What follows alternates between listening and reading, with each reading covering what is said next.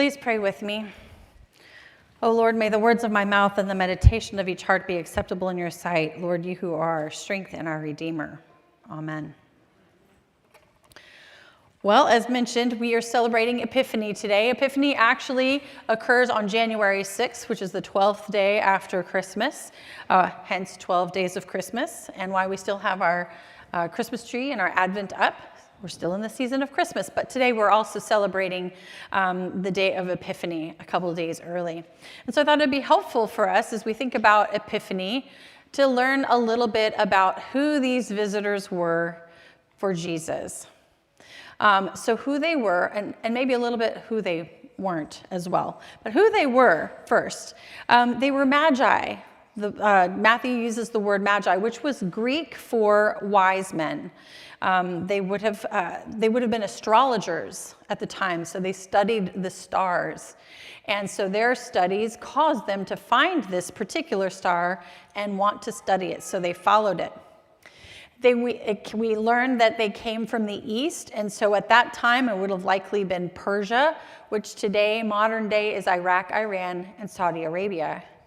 And they would have been Zoroastrians. This is about 600 years before Islam was begun, and so they would have been Zoroastrians from that area. That would have been their belief system. And they told King Herod that they were seeking the king of the Jews, but it never really tells us whether they were expecting a baby or an actual adult king. We just know that they were coming for the king of the Jews. And they arrived during Herod's reign, and this is where it gets a little bit confusing because historically we know that Herod reigned from 37 to 4 BC. So if they came to visit after Jesus was born and Herod was king until 4 BC, it gets a little bit kind of funny. But we do know that the timing all there is about the same, and so it just becomes confusing as to when Jesus was actually born and when the wise men actually came, but it's all in that time period. These wise men brought gifts for an earthly king, gold, frankincense, and myrrh. So those gifts are gifts that they would have given a king. They were fit for a king. How they knew that they were coming for a king, again, is a bit of a mystery, but they had the appropriate gift to bring. Now, this is who they weren't. The wise men were not kings themselves. We have a song, We Three Kings. Not really sure where that kind of translated from at some point in time, but they weren't kings. They were magi. They were wise men. And we don't really know if there were three or more than three. It could have been that there was a whole delegation. We've assigned them the number 3 mainly because there were also 3 gifts listed in the story. And a lot of times in traditions, in some traditions, they give the wise men names: Balthasar, Casper, Melchior, but those aren't biblical. So sometimes when we personify a person, it helps us to kind of imagine them differently, but also it confuses us and we get stuck thinking, well, there were 3, these were their names, but really we don't know the names. They were not at Jesus's birth. And I shared last night, I'm a little bit of a liturgical nerd when it comes to my nativity scene at home. So I have my little nativity scene and the wise men are way over here in the east. And my kids were like, no, you didn't. And I was like, I did. They're in the east. So they're over here because they don't come to the stable. In Matthew 2, verse 1, we read that they come after Jesus was born. And in verse 11, we read, on entering the house, they saw the child with his mother. So the word there is child, not baby. And if you remember, there was no room in the house or the inn or the guest room or whatever for them when Jesus was born, so they had to go to the stable. But now they are in the house. My guess is that they were in the house that they were supposed to be in when they originally came, and now whoever was in the guest room is gone and they could be in the house. But it's in the house and it's a child, not a baby. We do, however, know that it had to have been before he turned 3, because Herod decrees that all the babies 2 years, all the children 2 years old and younger, the boys, were to be killed throughout the land.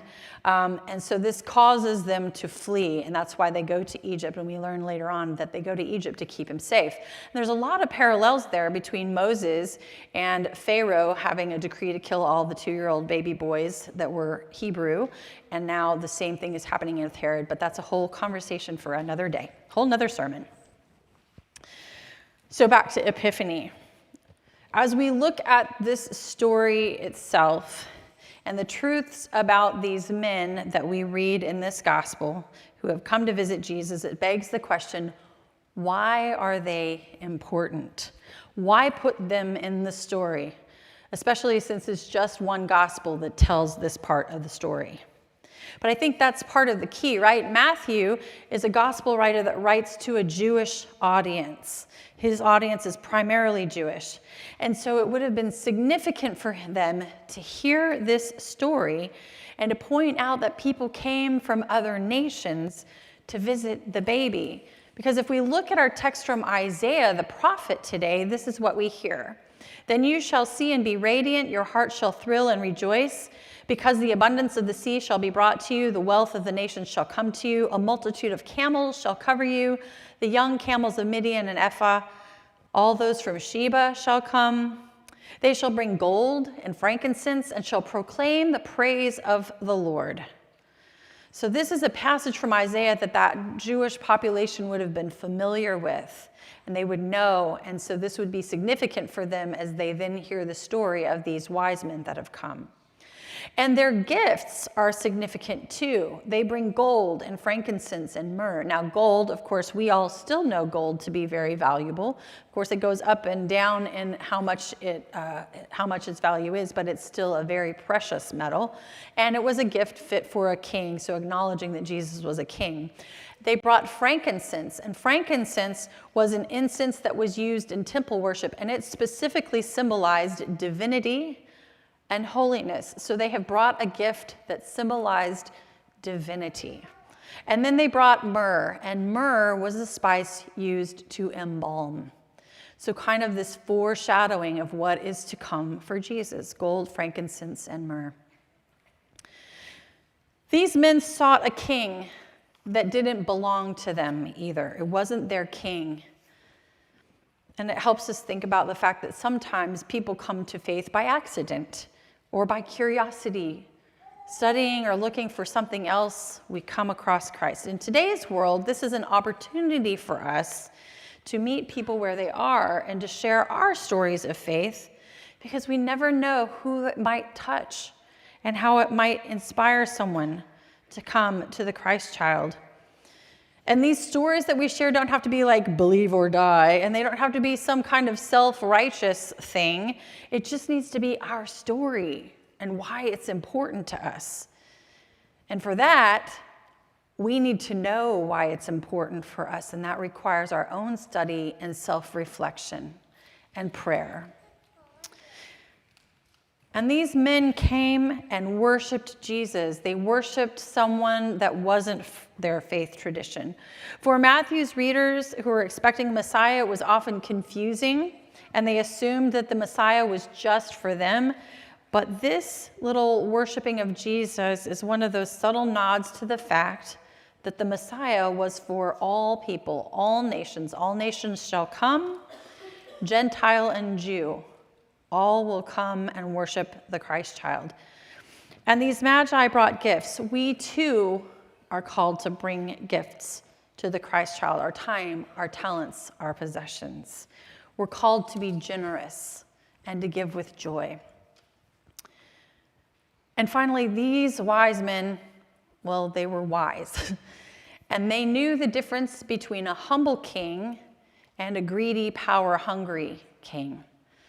They listened to an angel in a dream who would not have been from their own faith or belief system, but they listened to that over the command of a king who in fear would have killed babies that he perceived as a threat. They were wise. So they sought a king that wasn't theirs, and they worshiped Jesus. They brought generous gifts, and they wisely saw what was true and right and just in the bigger picture of the world. So the story has much to tell us about how we live out our faith in the world. And as Isaiah writes at the beginning of our Old Testament passage today, arise and shine. We are to arise and shine, like a star rises and shines, and be that light for someone else in the world. And so I'm going to ask my welcome team folks to hand out some stars. Each one of you today is going to get a star. I think I have enough. If I don't, let me know and I'll make more. I have a few up here as well. But each year about this time, people tend to make New Year's resolutions. And then we also study this time of Epiphany, which is an aha moment. We learn something and it becomes something that, oh yes, I want to remember that. That needs to be something I live by. So I want you to think today a little bit about something that you've heard, something that struck you. And you might have known it before, but it was a reminder. It might be brand new to you. It might be something that you're inspired to think about a little bit differently. But I want you to write that thing down, and then next to it, I want you to write what you want to do with that. And it might be that you need a little time to think about that. But think about what you've learned, and then think about that, what that means for your life, what you will do because of that revelation. So you're going to write it down on your star, and you're going to take that star and you're going to put it up in a place that you can look to each day. So that star can be a guide, and we can use our stars to follow, to find the Christ child each and every day. How can we make our New Year's resolutions a little bit more about our faith and about how we live a life that serves Christ? So we're going to stick them up on a star, and it's going to give us something to follow in the months ahead. Amen.